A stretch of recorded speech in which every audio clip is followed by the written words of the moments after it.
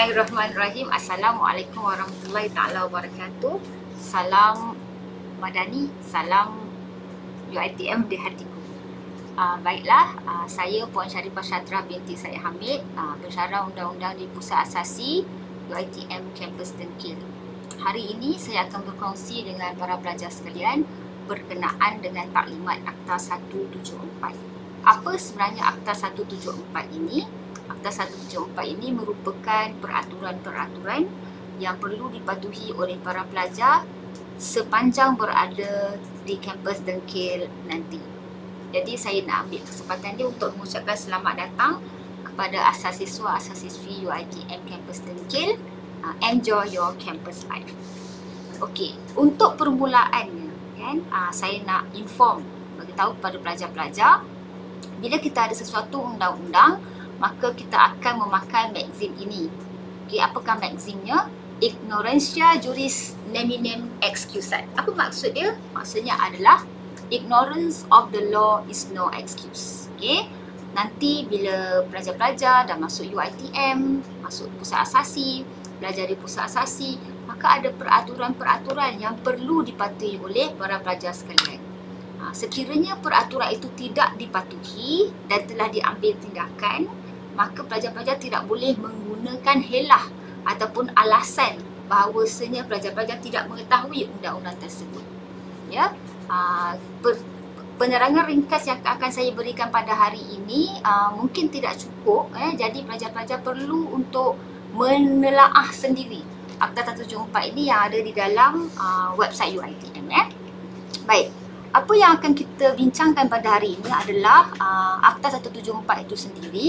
Ya, siapakah pegawai-pegawai penguatkuasa di dalam tata tertib, ya, dan kita akan teruskan dengan ahli-ahli dalam lembaga tata tertib, bagaimanakah prosedur perbicaraan sekiranya pelajar-pelajar telah didakwa, kan, telah dapat tuduhan berkaitan dengan kesalahan peraturan UiTM, apakah yang dikategorikan sebagai kesalahan-kesalahan tata tertib, dan juga penalti-penalti yang bakal dikenakan sekiranya para pelajar disabitkan dengan kesalahan-kesalahan yang telah dinyatakan. Okey, jadi apakah keseluruhan yang ada dalam Akta 174 tu? Inilah dia. Inilah perkara-perkara yang ada di dalam Akta 174. Ya, pegawai penguatkuasa. Siapakah pegawai penguatkuasa? Bagaimanakah prosedur dan perbicaraan serta penalti? Apakah kesalahan dalam akta induk? And then kita akan pergi direct kepada tata tertib am dan juga tata tertib kolej dan juga tata tertib lalu lintas jalan. So ini semua adalah kandungan di dalam Akta 174 itu sendiri. Baik, pegawai penguatkuasa. Siapakah pegawai penguatkuasa? Ada beberapa individu, alright, yang telah dipertanggungjawabkan sebagai pegawai penguatkuasa sepanjang saudara-saudari pelajar-pelajar berada di pusat asasi. Sekiranya di peringkat HEP, right, hal ehwal pelajar, maka pegawai penguatkuasa itu boleh terdiri daripada pensyarah sebagai contoh. Kalau pelajar sains, kan, tak semestinya staff ataupun pensyarah sains yang kena saman sebagai contoh, tak. Right, so semua pensyarah yang berada di pusat asasi, right, yang menerima lantikan merupakan pegawai penguatkuasa. Jadi kalau ternampak pelajar-pelajar tidak mematuhi peraturan-peraturan, sebagai contoh tidak mematuhi sasiah rupa diri, maka pensyarah yang telah dilantik tadi boleh mengambil tindakan kepada pelajar. Right? And then siapa lagi adalah HCP? Ketua unit sebagai contoh, pengurus asrama. Dekat asasi ni semua pelajar wajib duduk di asrama. Jadi kena kenal siapa staff-staff yang berada di asrama, kan, penolong pendaftar, kan, dan sebagainya. Pegawai eksekutif, penolong pengurus asrama, kan, dan juga pegawai pengundi asrama. Basically staff resident college, kita panggil staff resident college, okay?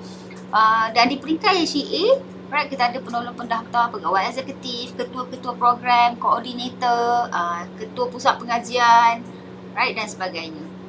Jadi daripada satu kampus kepada kampus yang lain, mungkin ada sedikit perbezaan. Alright, tapi basically pegawai yang telah dilantik ini mempunyai kuasa untuk mengambil tindakan ataupun mengeluarkan saman kepada pelajar-pelajar yang telah didapati melanggar peraturan-peraturan UiTM.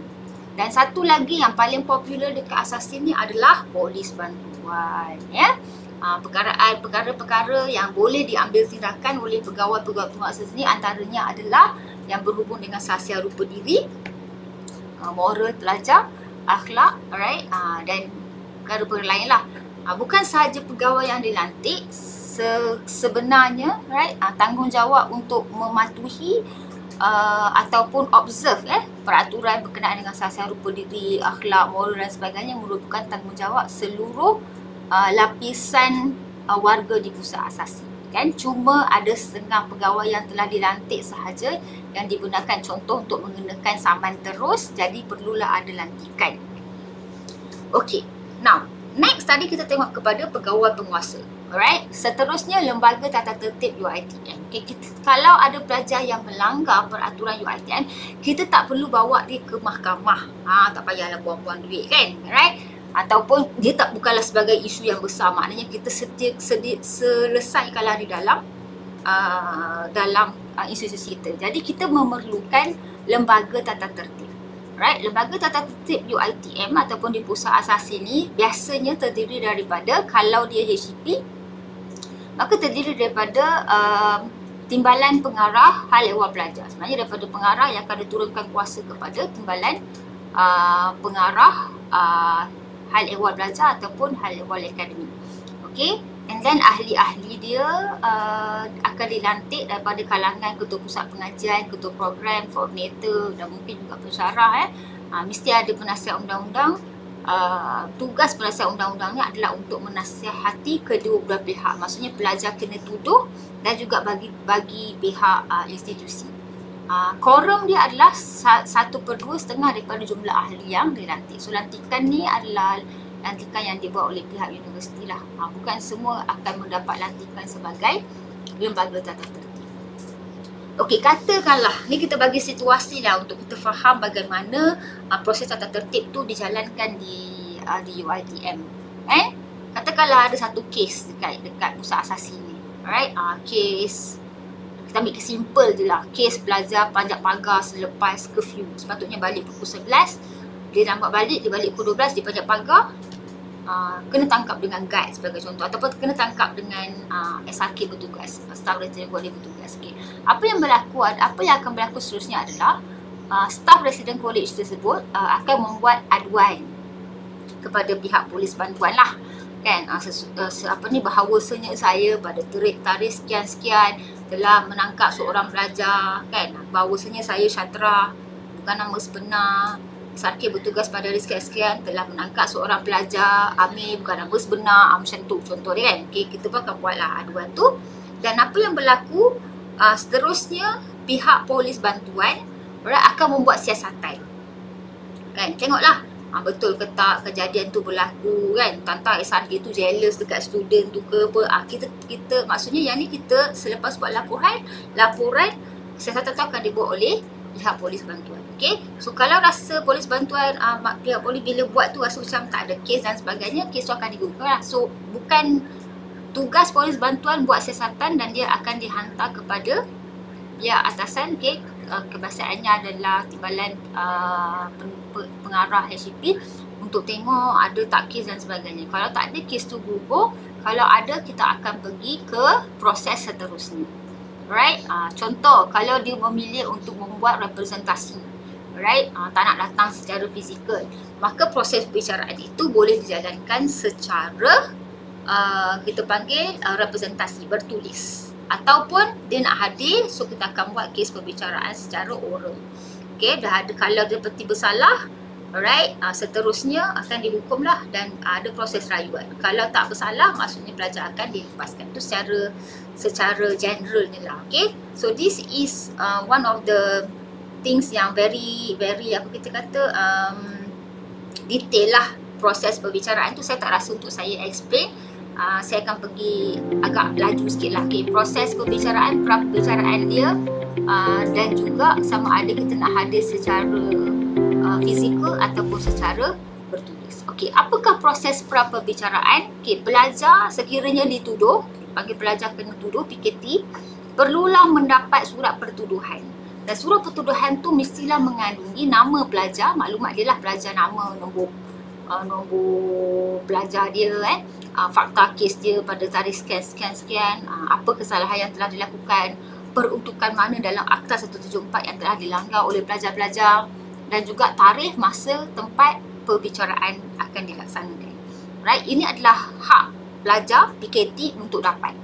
Kalau kata bila perbicaraan, nantilah bila kita free, tak boleh macam tu. Dia kena satu waktu yang kita kata sesuai, alright, dan cukup untuk pelajar menyediakan defend dia, kan, pembelaan dia.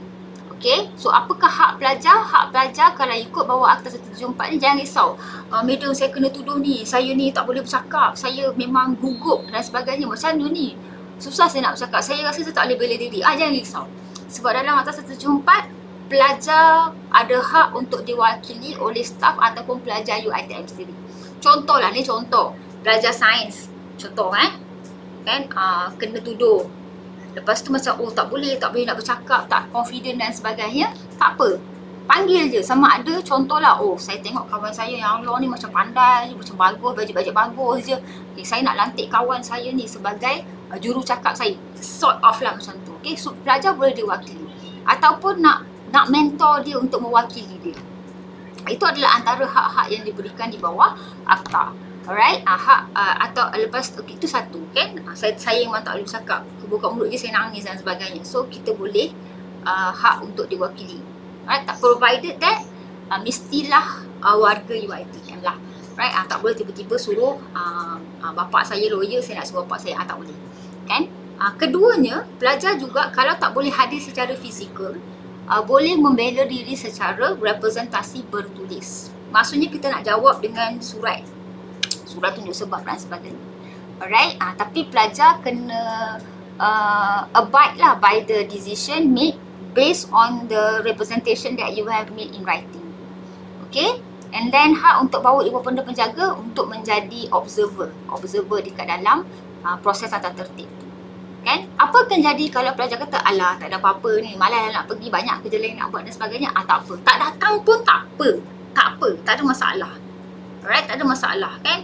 Benda pun senati je pelajar tak datang. Cuma apa akan berlaku? Pelajar tersebut akan digantung pengajian. Sebab apa? Sebab gagal menghadiri proses perbicaraan. Okey, ini adalah proses kalau pelajar hadir secara fizikal kan. Right, hadir. Lepas tu nanti kalau ada saksi, kita akan panggil saksi. Kalau ada evidence, bukti-bukti lain, kita akan bagi. Contoh macam kes yang balik lambat tadi kan. Okay, so seperti biasalah, yang pengadu akan datang lah. Dia kata, saya tengah meronda-ronda, lepas tu saya nampak ada kelibat orang dan sebagainya, datang kan. Saya ada saksi lain. Okay, mungkin ada SRK lain dengan dia, boleh bawa saksi. Pelajar pun boleh bawa, boleh membela diri pada waktu tu. Right, contohlah, tu bukan saya, tu pelanduk dua serupa. Okay, you bring such evidence lah. Right, you boleh juga soal balik saksi. Adakah anda pasti saya telah masuk lewat selepas pukul 11? Jam saya dengan jam anda tak sama, sebagai contoh lah. Okay, based on the evidence standard to the lembaga tadi tu, so lembaga tata tertib akan buat keputusan lah sama ada pelajar PKT itu bersalah ataupun tak bersalah. Kalau tak bersalah, settle lah, tak ada apa-apa isu pada pelajar. Tapi kalau bersalah, right, pelajar boleh buat mitigation. Katakanlah, anda ada parti bersalah dan denda RM500. Ni contoh RM500. Lepas tu kita boleh buat mitigation. Saya ni pelajar cemerlang, contoh. Saya ni mak ayah saya susah, saya tak boleh bayar RM500 dan sebagainya. Itu boleh. Tapi kita takluklah kepada keputusan pihak lembaga tata tertib. Okay? And then kalau tak puas hati juga dengan keputusan tersebut, kalau katalah denda RM200, boleh terus bayar. Boleh buat bayaran, ataupun kalau tak nak, tak puas hati, boleh buat rayuan. Okey, kepada jawatan kuasa rayuan tata tertib pelajar. Okey, itu kalau pelajar hadir. Kalau pelajar tak hadir, Saya jauh lah, saya duduk Perlis. Saya jauh lah, saya duduk Sabah Sarawak. Oh, saya tak boleh datang hari tu, saya pergi bercuti.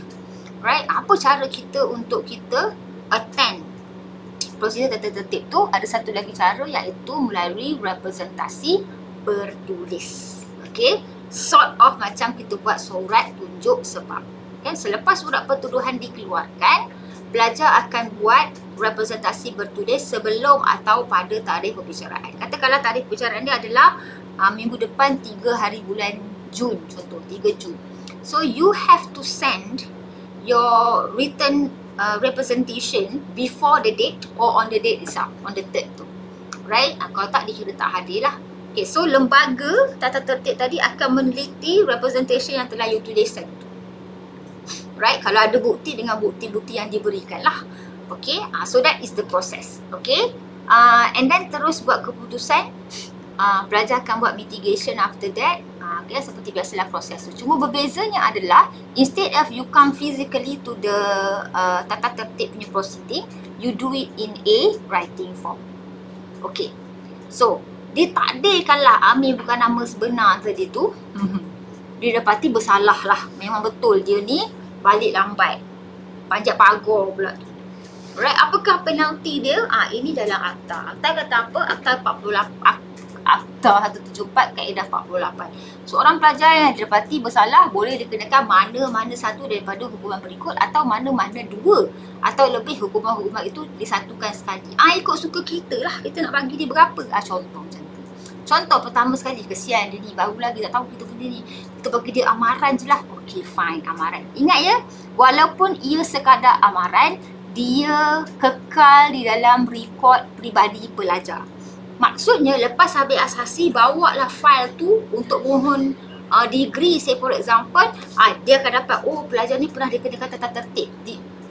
Point dia adalah pelajar pernah dikenakan tata tertib. Macam tu. Tak kisahlah amaran, kalau bukan kena apa pun, kena amaran je, still ada kesalahan yang telah disabitkan kepada pelajar.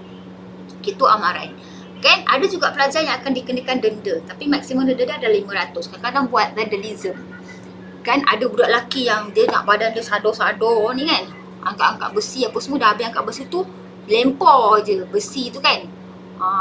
Berlobang lantai contoh. Jadi pihak universiti boleh mengenakan tindakan atas vandalism. So maksimum would be 500 lah untuk setiap kesalahan. Mungkin kena banyak kesalahan, banyaklah dia amount dia. Okay. Boleh juga digantung daripada kemudahan institusi. Contohlah, tak boleh pinjam buku ke, tak boleh duduk dekat dalam kampus pula, dalam hostel ke, sebab pelajar asasi semuanya wajib duduk hostel. Okay, gantung daripada mengikuti pengajian. Maksudnya gantung pengajian, sepatutnya habis semester ni, gantung pengajian ni sambung semester depan contoh. Alright. Boleh tidak digunakan untuk memiliki peperiksaan, didapati meniru dan sebagainya. Ada tindakan-tindakan yang boleh diambil. Pengeksklusian daripada mana-mana institusi untuk tempoh tertentu. Tak boleh masuk sini ke, tak boleh pergi sana ke, right? Ada macam tu. Dan paling teruk boleh dikenakan buang daripada institusi. Okey, boleh dikenakan satu atau dua atau beberapa. Maksudnya ada pelajar mungkin kena amaran, dah lah kena amaran, kena denda lagi, kena gantung pula. Bukan gantung mati, gantung daripada pengajian. Boleh dikenakan tindakan macam tu. Ada pelajar mungkin dikenakan denda sahaja. So kita akan lihat kepada berat tak berat kesalahan yang telah dilakukan oleh pelajar tersebut. Okay, pelajar kena dulu tersebut. Okay, so ini adalah hukuman dan juga penalti. Okey, katakanlah pelajar tu dikenakan tindakan, kebiasaannya kalau dah dikenakan tindakan tu, memang salinan surat akan diserahkan kepada ibu bapa ataupun penjaga. Lebih lagi kalau kesalahan tu menyebabkan pelajar digantung ataupun dibuang. Okey, so salinan tu akan diberikan kepada pihak-pihak ni lah, ibu bapa, kepada naik chancellor, kan, dekan, kalau kita pengarah kampus lah. Dan juga bahagian rekod pelajar, sebab nanti nak tengoklah kalau kena denda, bayar ke tak bayar denda dan sebagainya. Okay? Kalau pelajar kita tu adalah seorang pekerja contoh, dia surat kepada majikan juga akan datang. Tapi untuk pelajar asasi tak terpakai lah, sebab semuanya fresh daripada ladang kan, baru keluar daripada sekolah masing-masing.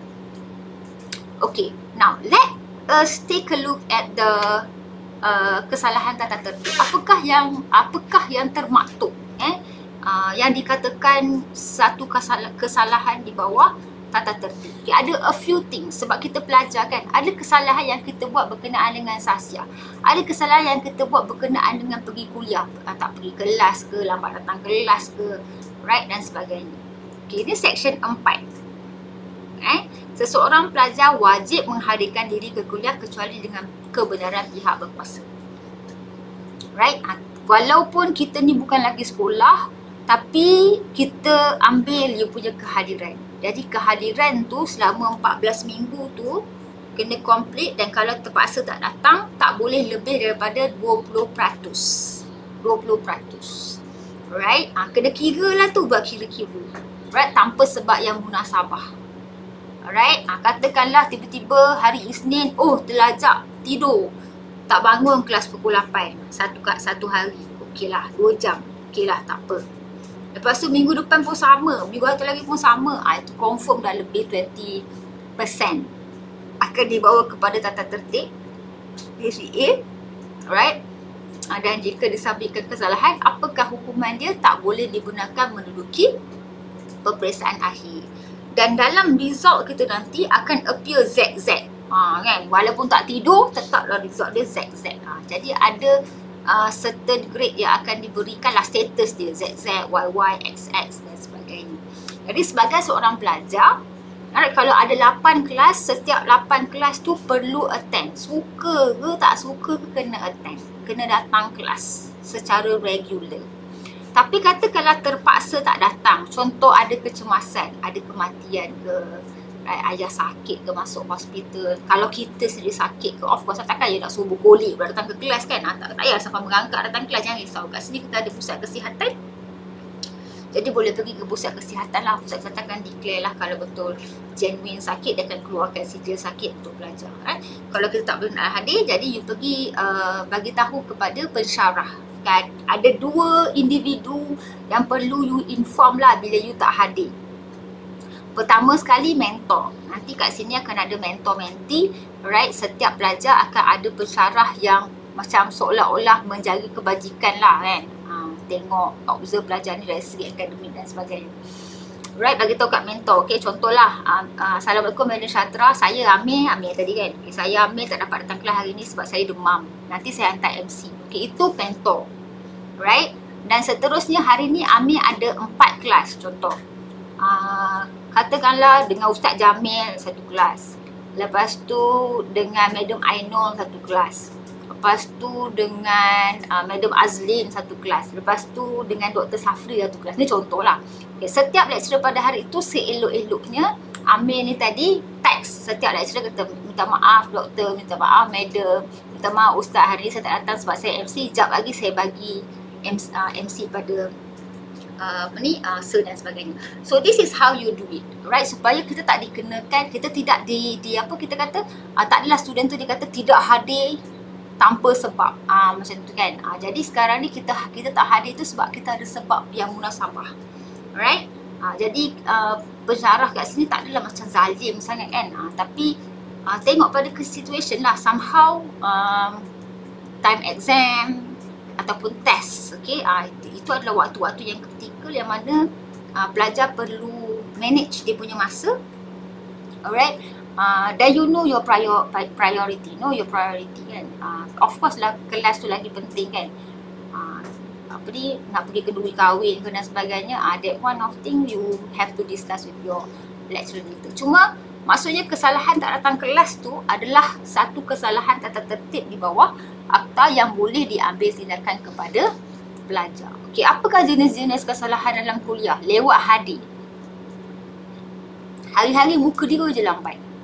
Kan? Kelas pukul 8 sampai pukul 10, dia datang pukul 9.30. Lepas tu dia boleh kata macam ni, madam, better late than never. Cantik muka dia. Contoh kan. Okay. So, bila jadi macam tu, alright, apa yang you belajar? Kan?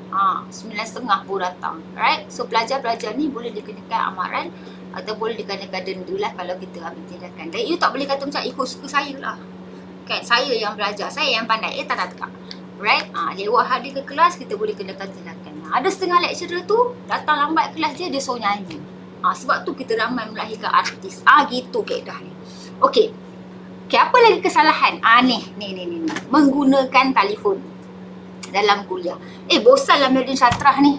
Kan, okey, balas mesej jap, tengok sikit siapa mesej ni. Oh, ada ni, ni. Tak payah. Right, tu kalau lecturer tu tangkap tu, you tak boleh kata, kau suka saya lah, saya bayar bil lah. Betul, right? Tapi dia mengganggu dan sebagainya. Jadi kalau itu juga boleh dikira sebagai kesalahan tata tertib kuliah. Right, ini pun adalah satu yang pernah terjadi lah. Tak kata common, common. Pernah terjadi. Sign untuk orang lain. Kita panggil dia, istilah dia pengundi hantu. Contoh. Senang kan kita sebut nama Ami. Ami bukan nama sebenar tadi kan. Lecturer pun panggil nama kan. Panggilan nama tadi Safri, Ainul, bla bla. Ami kuasa 3, Ami kuasa 4 tak ada. Tapi sign. Rupanya senah dah sign dah untuk si Amir ni. Senah dah jadi pengundi hantu dah untuk si Amir ni. Alright? Dalam keadaan tu senah boleh dikenakan tindakan, Amir pun boleh dikenakan tindakan. Salah ya. Tak boleh sign bagi pihak macam tu. Okey, maksudnya kena hadir lah. Tiba-tiba jadi lembaga je dalam kelas tu kan. Dia kata saya jasad saya tak ada kat student dia. Bro saya ada. Cantik tu. Dan seterusnya, apa lagi yang boleh dijadikan lain-lain kesalahan kuliah? Menipu sijil sakit. Malah datang kelas lagi ni. Tak apa, pergi klinik ambil MC. Rupanya ada dekat Maharaja IC Timur. Melalak kat situ kan. Rupanya sakit dia dekat Maharaja. Alright, menipu sijil sakit. Kat sini, haiwan pelajar, haiwan akademik kat sini sangat pandai ya. Dia tahu nak detect you all hantar sijil sakit tu betul ke tak betul. Kita dah pernah ada a few cases dah yang pelajar telah diambil tindakan sebab menipu sijil sakit. Jadi jaga-jaga. Awal-awal ni saya dah beritahu awal. Jangan cakap Kak Long tak payung. Okay, next. Kesalahan apa lagi? Tadi kesalahan bilik kuliah. Maksudnya dalam ni dah kena hadir kelas, tak boleh tak hadir dan sebagainya, kena datang on time kan. Gitu. Datang awal tu tolong susun kursi, tolong sapu sampah, siap-siap. Okey. Next, kesalahan peperiksaan. Okey, apa kesalahan peperiksaan yang berkaitan ni? Pertama adalah bawa nota ke dewan peperiksaan. Okey. Kadang-kadang ada pelajar ni dia genuine kan. Dia macam bukan nak bawa, dia terbawa kan dalam basic case dia. Tiba-tiba alamak, ada kertas lah. Lepas tu dia dah takut-takut. Awal-awal masa exam tu kalau dah terperasan macam tu, cepat-cepat angkat tangan kata, ada nota ni bawa. Right? Kalau betul-betul bawa nota dan nota tu berkaitan dengan subjek yang kita exam tu, pelajar boleh digantung dan diberi grade FD. Kan? Grade FD tak boleh tampal-tampal. Sampai bila-bila dia akan ada kat situ. So orang tahulah, pernah meniru dekat dalam exam macam tu. Kan? Kalau nota tu tak berkaitan, basically kena amaran denda. Tapi sekarang kebiasaannya tak kisahlah nota tu kena ke tak kena. Alright, as long as you bawa benda yang terlarang, yang tidak dibenarkan lah. Kan? Jadi tak boleh dikenakan tindakan. Kan? Sebab tu dalam exam kita minta student offkan phone dia, letak atas lantai, even your smartwatch and everything is not allowed. Okay? Jadi abide lah by the law. Sebelum kena apa-apa, sebab sayang kan ada pelajar yang dapat result yang cemerlang, bila you cuai dan benda-benda ni boleh merosakkan masa depan dan juga nama baik anda kan. Jadi awal-awal kita dah observe dah kan. Bukan awal je, awal sampai akhir kita kena observe benda ni. Okey, tadi bawa kan. Yang ni meniru, bawa toyol tu kan, tulis kat tangan ni penuh ni kan, penuh. Alright, kalau peperiksaan of course lah kena buang. Right, kalau dia meniru dalam test, nanti kita akan 1 minggu yang allocate untuk test. Pelajar boleh digantung ataupun didenda. Right, lepas tu meniru tugasan makmal. Tadi kan, kes yang sama lah. Right, Amir dengan Senah tadi tu. Right, Amir Tunku Lumus ni buat dia punya tugasan assignment kan. Si Senah suka-suka hati ambil kerja Amir, tiru. Sedap-sedap kau je kan. Contoh. So Senah boleh dikenakan tindakan lah. Alright, kita akan tengok lah case by case. Okay. Plagiarism. Dah lah sekarang ada AI, tak AI, everything kan.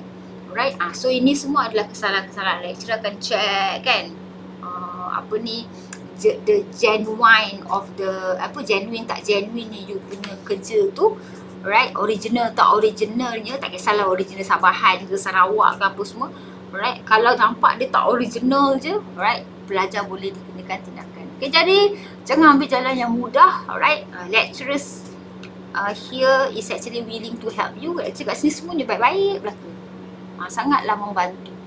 Okay, tinggal you all buka mulut je, tanya kan, tanya soalan-soalan yang munasabah lah, jangan tanya soalan yang munas Sarawak ke, Munah Pahang, tak payah. Okay, next kita beralih kepada peraturan am. Tadi kita cakap dalam bilik kuliah kan, berkenaan dengan akademik lah basically. Alright, peraturan am bahagian 1. Alright, apakah kesalahan-kesalahannya apabila seorang pelajar Ami bukan nama sebenar tadi telah ditangkap menghisap rokok ataupun paip contoh kan. Ada lagi orang hisap paip sekarang, paip, vape ataupun cerut. Kaya ni. Okay, macam tu lah. Apatah lagi tiba-tiba menjadi pengedar pula, rasa jual dan sebagainya. Ni kalau kena ni, makan tak habis. Right, tak ada ni lah. Right, amaran dan denda. Habis, keluar pula dekat dalam kita punya file peribadi kan. Right, berjudi. Kan, susah juga berjudi ni. Berjudi kita. Alright, sebab nak cepat kaya contoh. Kan dah kena gantung. Right. And then, kalau ada pelajar-pelajar yang bawa pil hayal, dadah ke apa, dadah, memiliki minuman keras, bawa ke daun ketum contoh, right, mengedar, mabuk, jual dan sebagainya. Kesalahan-kesalahannya adalah kesalahan yang berat lah, dan boleh dikenakan hukuman yang berat sehingga pelajar boleh dibuang daripada pengajian, right, ataupun boleh digantung. Alright, kena jaga ni sebab anda semua kat sini tak lama. Maximum is actually 3 semester. So kalau dah kena gantung 1 semester contoh, right, you have another 2 semesters untuk you finish your asasi.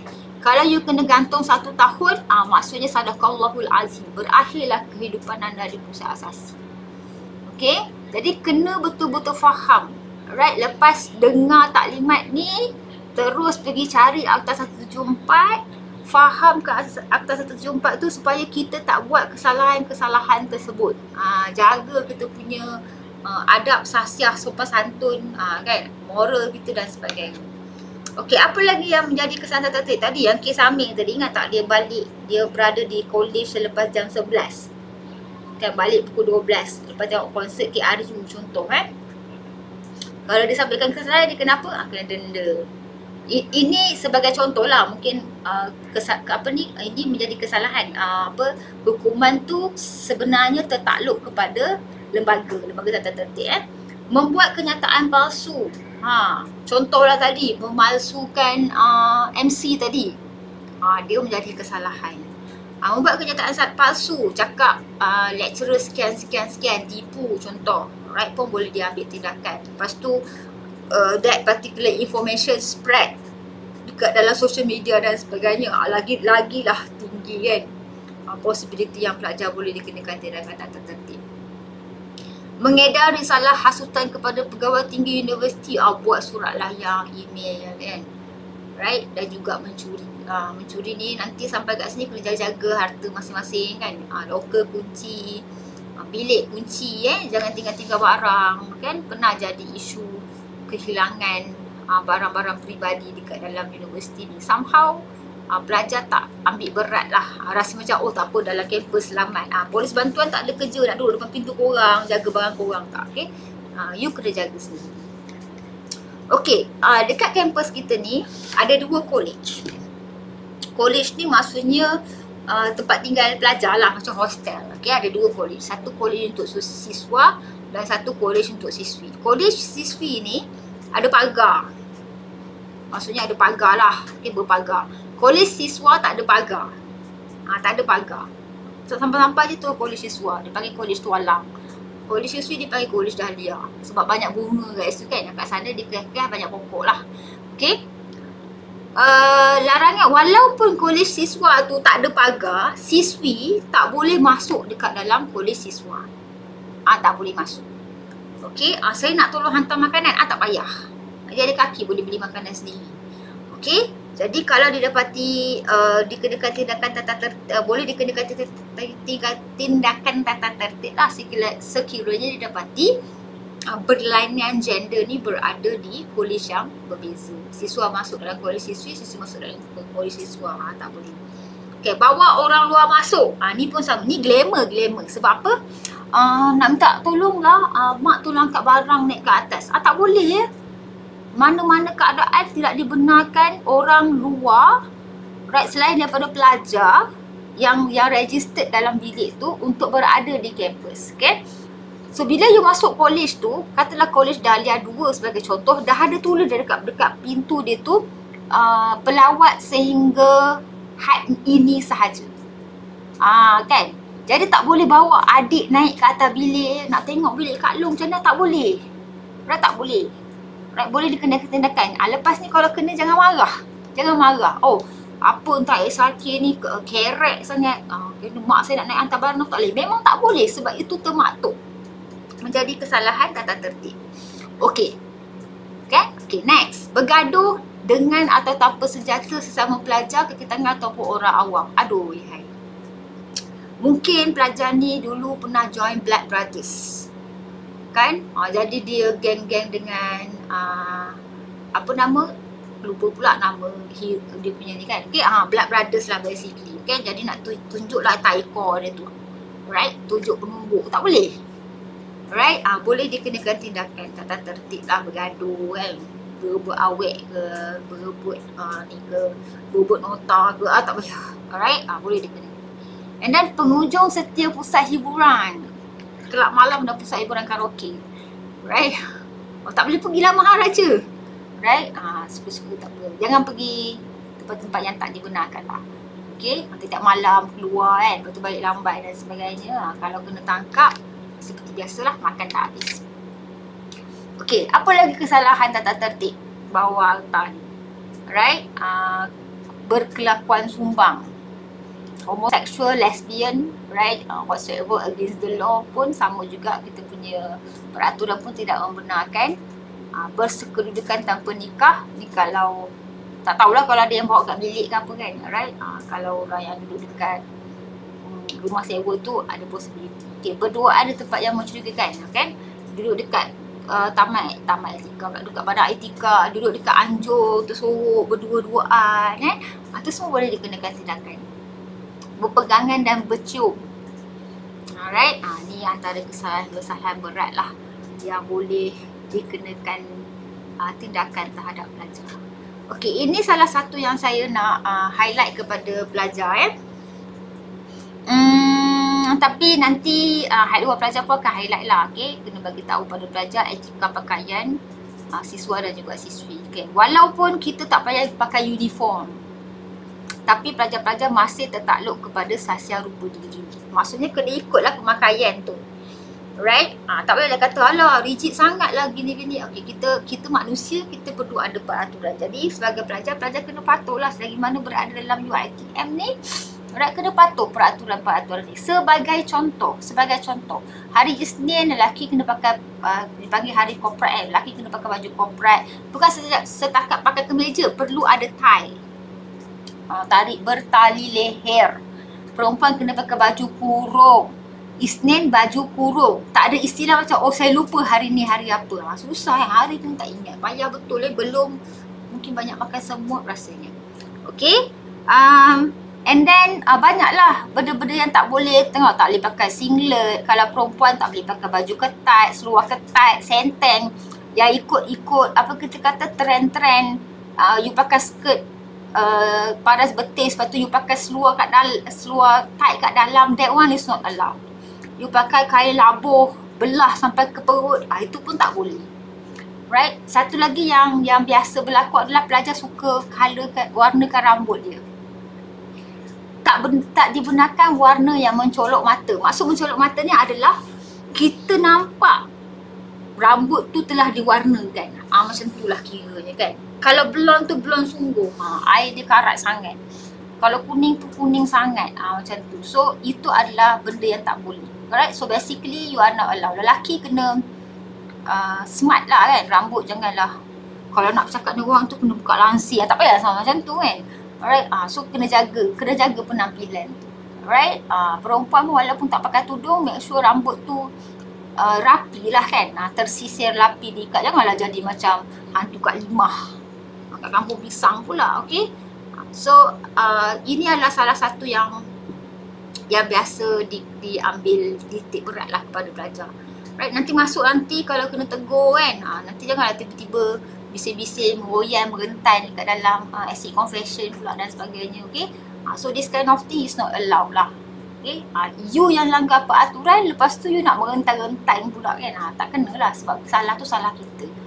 Nanti cakap pula kita tak diberitahu dan sebagainya. So inilah tugas ataupun sebab kenapa kita buat taklimat 174 ni, supaya pelajar tahu nanti nak masuk UiTM tak payah bawa baju-baju yang tak dibenarkan ni.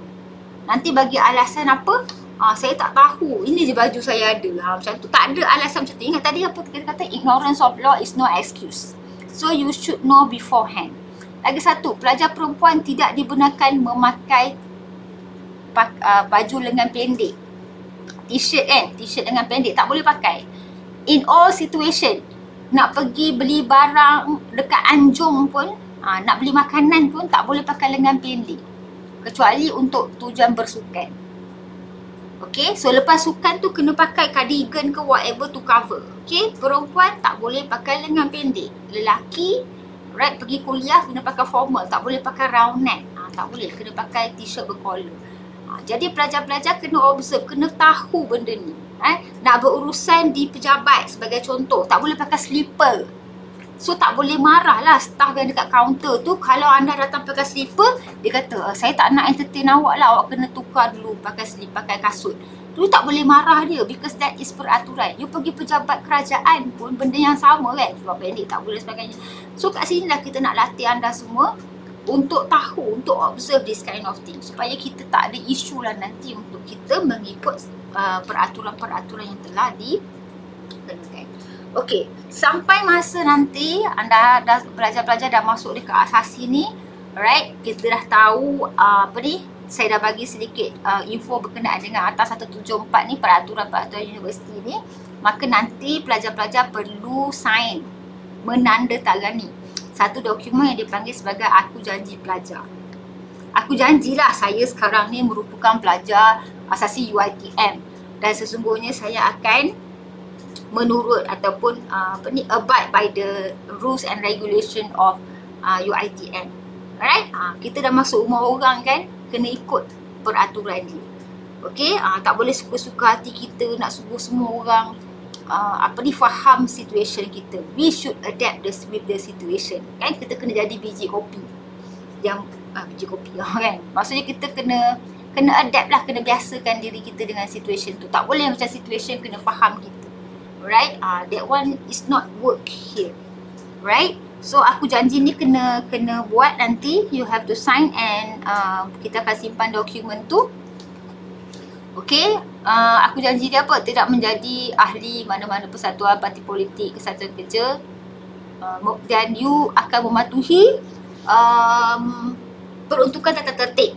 Tak merosakkan nama baik universiti adalah tiba-tiba pergi buat benda-benda yang tak baik dekat luar. Lepas tu orang cakap seorang pelajar UiTM, seorang pelajar pusat asasi UiTM, tak ada macam tu.